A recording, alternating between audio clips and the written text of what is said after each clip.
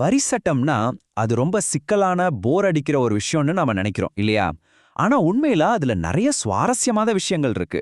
நீங்க லாட்டரி ஜெயிச்சாலும் சரி, இல்ல ஒரு பெரிய சொத்துக்கு வாரிசு ஆனாலும் சரி, எல்லாத்துக்குமே வரி சட்டத்துல ஒரு விதி இருக்கு.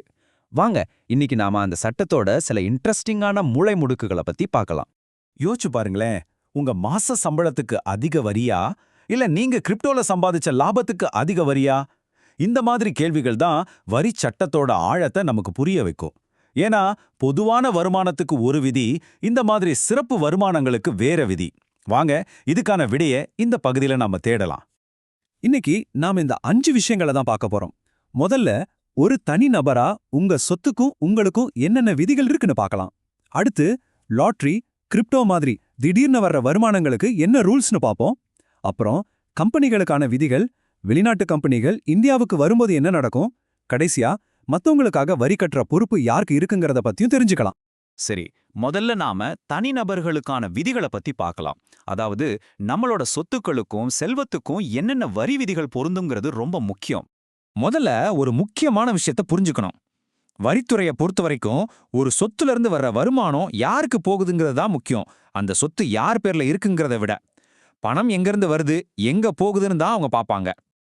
பாருங்க, சட்டம் எவ்வளவு தெளிவா சொல்லுதுன்னு. ஒரு சொத்து உங்க பேர்ல இருந்தா அதுக்கான வரிய நீங்க தான் கட்டணும். ஒருவேளை ஒரு சொத்து 2 பேர் பேர்ல சேர்ந்திருந்தா வரித்துறை 2 பேர்ல யார்கிட்ட இருந்து வேணும்னாலும் முழு வரியையும் வசூல் பண்ணலாம். இதுக்கு பேரு தான் கூட்டாகவும் தனித்தனியாகவும் பொறுப்பு. சரி, அடுத்து விளக்கப்படாத சொத்து அப்படின்னா என்ன? சிம்பிளா சொல்லணும்னா, உங்ககிட்ட ஒரு சொத்து இருக்கு. அது பணமா இருக்கலாம், நகையா இருக்கலாம், ஏன் கிரிப்டோவா கூட இருக்கலாம். ஆனா அது உங்க கணக்குல இல்ல, அல்லது அது எப்படி வந்ததுன்னு கேட்டா உங்களால சரியான ஒரு விளக்கத்தை கொடுக்க முடியல. அதத்தான் சட்டம் விளக்கப்படாத சொத்துன்னு சொல்லுது.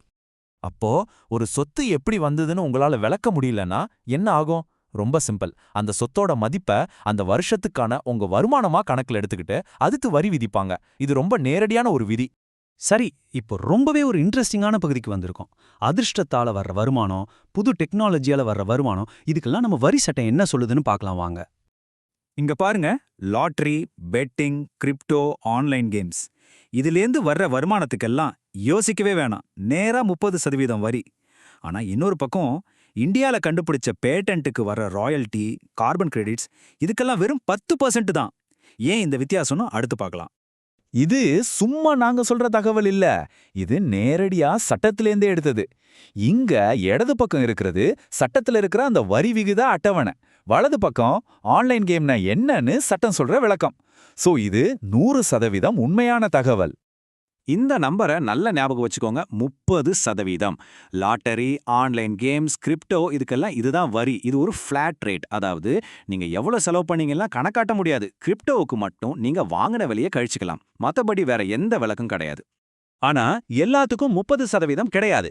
இந்தியாவோட கண்டுபிடிப்புகளை ஊக்குவிக்கிற மாதிரி இங்க உருவாக்கப்படுற பேட்டன்ட் வருமானத்துக்கும் சுற்றுச்சூழலுக்கு உதவுற கார்பன் கிரெடிட் வருமானத்துக்கும் வெறும் 10% தான் வரி. இது ஒரு வகையான ஊக்கத்தொகை மாதிரி. ஓகே, தனிநபர்களை பத்தி பார்த்தாச்சு. இப்போ கம்பெனிகள் பக்கம் போலாம். நம்ம நாட்டுல இருக்கிற கம்பெனிகளுக்கு என்ன மாதிரியான சிறப்பு வரி விதிகள் இருக்குன்னு ஒரு பார்வை பார்க்கலாம். நம்ம நாட்டுல இருக்கிற கம்பெனிகளுக்கு முன்னாடியே ஒரு பெரிய சாய்ஸ் இருக்கு. ஒன்னு, அவங்க வழக்கமான வரிமுறையில இருக்கலாம், அதுல நிறைய வரி விலக்குகளை பயன்படுத்திக்கலாம். இல்லன்னா அந்த எல்லா விலக்குகளையும் வேணான்னு சொல்லிட்டு குறைவான 22% ஃபிளாட் ரேட் வரியை கட்டலாம். இது அவங்களோட பிசினஸை பொறுத்த ஒரு பெரிய முடிவு. ஆனா இங்க ஒரு முக்கியமான கண்டிஷன் இருக்கு. ஒரு கம்பெனி அந்த 22% வரி விருப்பத்தை ஒரு தடவை தேர்ந்தெடுத்துட்டா அவ்வளவுதான். அதுக்கப்புறம் அதை மாத்தவே முடியாது. இது ஒரு நிரந்தரமான முடிவு. அதனால ரொம்ப யோசிச்சுதான் முடிவெடுக்கணும். அடுத்து பார்க்க போறது குறைந்தபட்ச மாற்று வரி, அதாவது MAT. இது ஒரு சேஃப்டி நெட் மாதிரி.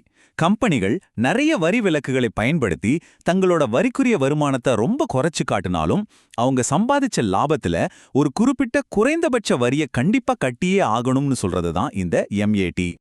இந்த MAT வரி விகிதத்திலயும் 2 வகை இருக்கு. பொதுவா எல்லார் கம்பெனிகளுக்கும் 15%. ஆனா சர்வதேச நிதி சேவை மையம் மாதிரி சில சிறப்பு பகுதிகளில் இருக்கிற கம்பெனிகளுக்கு வெறும் 9% தான். இது அந்த பகுதிகளில் முதலீட்டை ஈர்க்கிறதுக்கான ஒரு வழி. சரி, நம்ம நாட்டு கம்பெனிகள் ஓகே. ஒரு வெளிநாட்டு கம்பெனி இந்தியால வரி செலுத்துற நிலைமைக்கு வந்தா என்ன ஆகும்? அவங்களுக்குன்னு சில சிறப்பு விதிகள் இருக்கு. அதை பத்தி சுருக்கமா பார்க்கலாம். ஒரு வெளிநாட்டு கம்பெனி வரி கட்டுறதுக்காக இந்திய குடியுரிமையாளரா மாறும்போது அரசாங்கம் அவங்களுக்குன்னு சில வரி விதிகளை கொஞ்சம் மாத்தி அமைக்கலாம். அதாவது அவங்களோட சூழ்நிலைக்கு ஏத்த மாதிரி ஒரு நெழிவுத்தன்மையை கொடுக்கறாங்க. இது சட்டத்துல இருக்கிற ஒரு முக்கியமான அம்சம். சரி, நாம இப்போ கடைசி பகுதிக்கு வந்துட்டோம். ஒருத்தர் தனக்கு பதிலா இன்னொருத்தருக்காக வரி கட்ட வேண்டிய நிலைமை வருமா? அப்படி வந்தா அந்த பொறுப்பு யாருக்கு இருக்கு? இத பத்தி தான் இப்ப பார்க்க போறோம். சட்டம் என்ன சொல்லுதுன்னா, ஒருத்தர் இறந்துட்டா அவரோட வரி பொறுப்புகள் அதோட முடிஞ்சு போறது இல்ல. அவர் கட்ட வேண்டிய வரி பாக்கிய அவரோட சட்டப்பூர்வ வாரிசு அல்லது பிரதிநிதி தான் கட்டி முடிக்கணும். இங்க காட்டுற சட்டப்பகுதி அதுதான் தெளிவா சொல்லுது. இதுல 3 முக்கியமான விஷயங்கள் இருக்கு. 1, வாரிசோட பொறுப்பு அந்த சொத்தோட மதிப்புக்குள்ள தான் இருக்கும். சொத்தை விட அதிகமா அவங்க வரி கட்ட தேவையில்லை. 2வது, வெளிநாட்டுல இருக்கிற ஒருத்தரோட ஏஜென்ட்டா யார் யார் இருக்கலான்னு சட்டம் சொல்லுது. 3வது, நீங்க மத்தவங்களுக்காக வரி கட்டினா அந்த பணத்தை அவங்க கிட்ட இருந்து திரும்ப வாங்கிக்கிறதுக்கு உங்களுக்கு முழு உரிமை இருக்கு. இதெல்லாம் வச்சு பார்க்கும்போது உன்ன நல்லா புரியுது.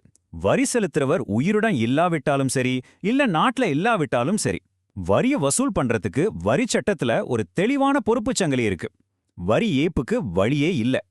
பாத்தீங்களா, கார்பன் கிரெடிட், கிரிப்டோன்னு புதுசா வர்றதுக்கெல்லாம் வரி சட்டம் தன்னை அப்டேட் பண்ணிக்கிட்டே இருக்கு. இப்போ உங்களுக்கான ஒரு கேள்வி. அடுத்து ஆர்டிஃபிஷியல் இன்டெலிஜென்ஸ் மூலமா வர்ற வருமானம், இல்ல மெட்டாவர்ஸ்ல வாங்குற விர்ச்சுவல் சொத்து, இதுக்கெல்லாம் நம்ம வரி சட்டம் எப்படி மாறப்போகுதுன்னு நினைக்கிறீங்க? யோசிச்சு பாருங்க.